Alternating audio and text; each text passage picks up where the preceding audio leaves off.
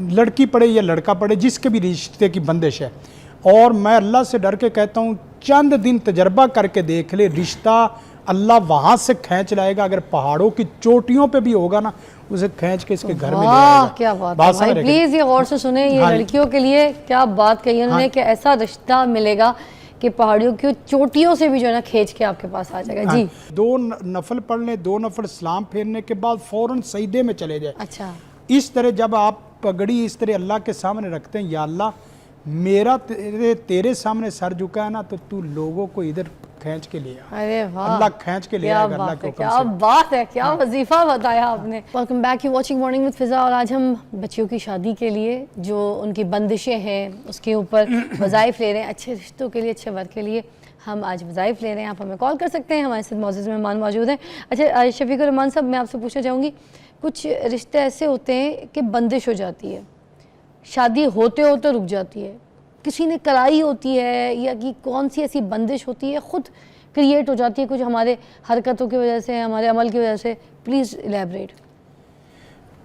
देखें, ये तो कोई भी साहिब है, जैसे अभी भाई ने सवाल किया कि मेरा रिश्ता होते होते रुक जाता है या बंदिश है, ये तो चेक करने से है कि आया कि वो मुआशरती मसला है, उसकी तालीम का, उसकी तरबियत का, उसके लाइफ स्किल का, उसकी कॉन्फिडेंस का वो मसला है, या उसके रंगत का, चेहरे का, और इसी तरह उसकी सेहत का, उसके जवानीपन उम्र का क्या मसला हो सकता है। ये भी चीज़ देखने वाली है। और कुछ चीज़ें ऐसी हैं जो रूहानियत में नज़र-ए-बद है, हसद है, जादू है, जिन है, शैतान है, कुछ ऐसे असरात भी हैं।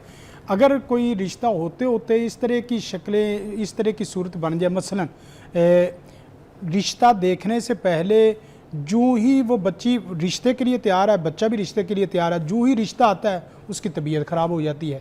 ये पक्की बात है कि उसको हसद या नज़र-ए-बद या जादू है। ये पहचान, हाँ, ये पहचान। दूसरे नंबर पे ये है कि जिस दिन रिश्ता देखने वाले वो रिश्ते मेहमान आ रहे हैं, उस दिन बच्ची बीमार हो गई। ये भी हो सकता है कि जो बच्ची बीमार होगी, मसलन बुखार हो गया, अब बनाव संगार में भी मसाइल बन रहे हैं, कपड़े पहनने में भी मसाइल बन रहे हैं।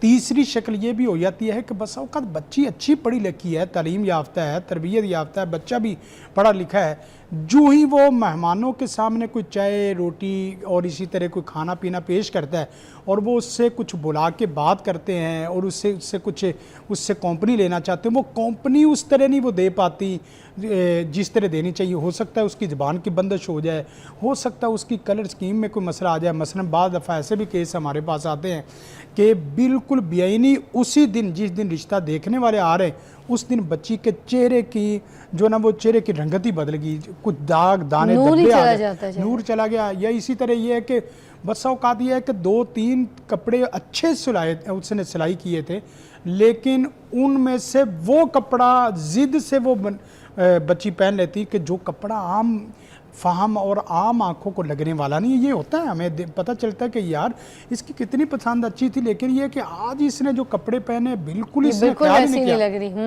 बिल्कुल ख्याल नहीं किया। और बस औक़ात ये करवाया जाता है, यानी उसकी तवज्जो इधर उधर करवा के तो वो कपड़े पहनाए जाते हैं जो कपड़े बेरौनकी दिखाए होते हैं। हाँ जी, बेरौनकी चेहरा है। इसी तरह बस औक़ात ऐसा भी होता है कि उस वक़्त बेआईनी ही उसी वक़्त जिस वक़्त मेहमान घर में इन होते हैं, उस वक़्त उसको गुस्सा आना शुरू हो जाता है।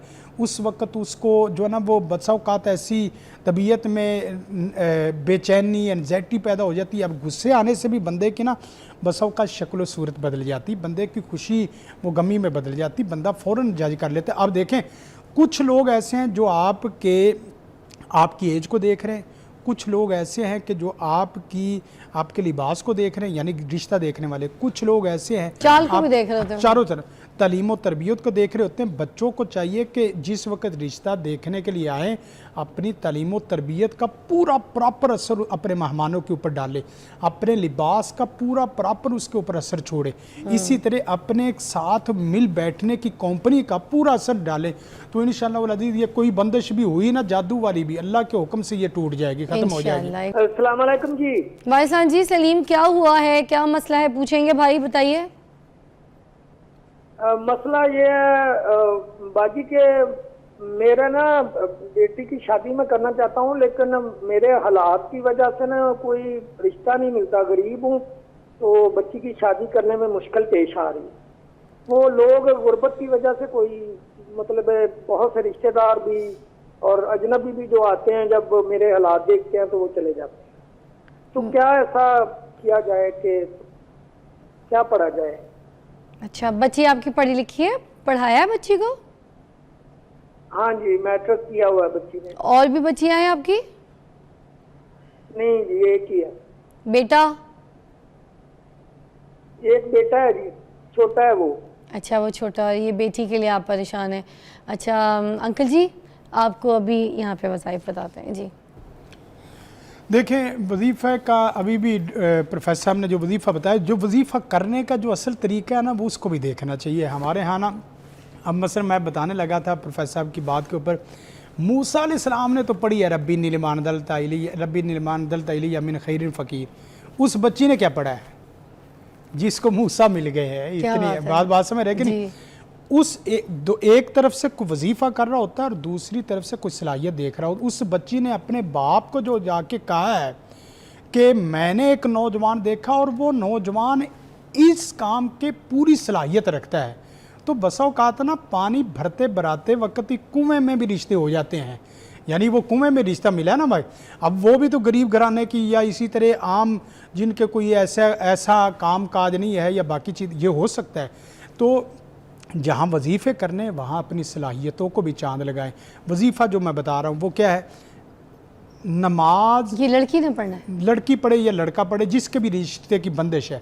और मैं अल्लाह से डर के कहता हूँ, चंद दिन तजर्बा करके देख ले, रिश्ता अल्लाह वहाँ से खींच लाएगा। अगर पहाड़ों की चोटियों पे भी होगा ना, उसे खींच के इसके घर में ले आएगा। क्या बात है भाई, प्लीज ये गौर से सुने, ये लड़कियों के लिए क्या बात कही उन्होंने कि ऐसा रिश्ता मिलेगा कि पहाड़ियों की चोटियों से भी जो है ना खींच के आपके पास आ जाएगा। जी, नमाज पढ़े, नमाज फ़र्द नमाज के बाद जिस वक्त आपने रब्बाना आतिना अल्लाह में निज़लम तो नफ्सी ये पढ़ लिया है, उसके बाद पढ़ना है रब्बाना हबलाना मिन अज़वाजिना व ज़ुर्रियातिना कुर्रता आयुन वजअलना लिलमुत्तक़ीन इमामा और रब्बी नीलमान दलता इलिया मिन खैरिन फ़कीर। ये नमाज के अंदर सलाम फेरने से पहले 2, 4, 5 दफ़ा जितनी दफ़ा आप पढ़ सकते हैं आप ये पढ़ लें। अल्लाह से डर के कहता हूँ, मैंने बात किया है कि पहाड़ की चोटियों पे भी वो कलगी वाला पगड़ी वाला बैठा होगा ना, अल्लाह खींच के इसके घर में। और ये सूरतें कहाँ से मिल जाएंगी? गूगल करके बता। हाँ, मतलब ये किस आप नाम से? रब्बी निर्माण दलता लिखेंगे, गूगल करेंगे तो मिल जाएगी। सूरत कसस में भी है और सूरत कसस में कसस और फुरकान की सूरत कसस और फुरकान नमाज के अंदर पढ़ना है। नमाज के अंदर, अगर नमाज के अंदर पढ़ने, नमाज के अंदर भी पढ़ने बहुत अच्छा है। बसूरत दीगर नमाज के 2 नफल पढ़ने, 2 नफल सलाम फेरने के बाद फ़ौरन सजदे में चले जाए। अच्छा, इस तरह जब आप पगड़ी इस तरह अल्लाह के सामने रखते हैं, या अल्लाह मेरा तेरे सामने सर झुका है ना, तो तू लोगों को इधर खींच के ले आ। अरे वाह, अल्लाह खींच के ले आएगा। अल्लाह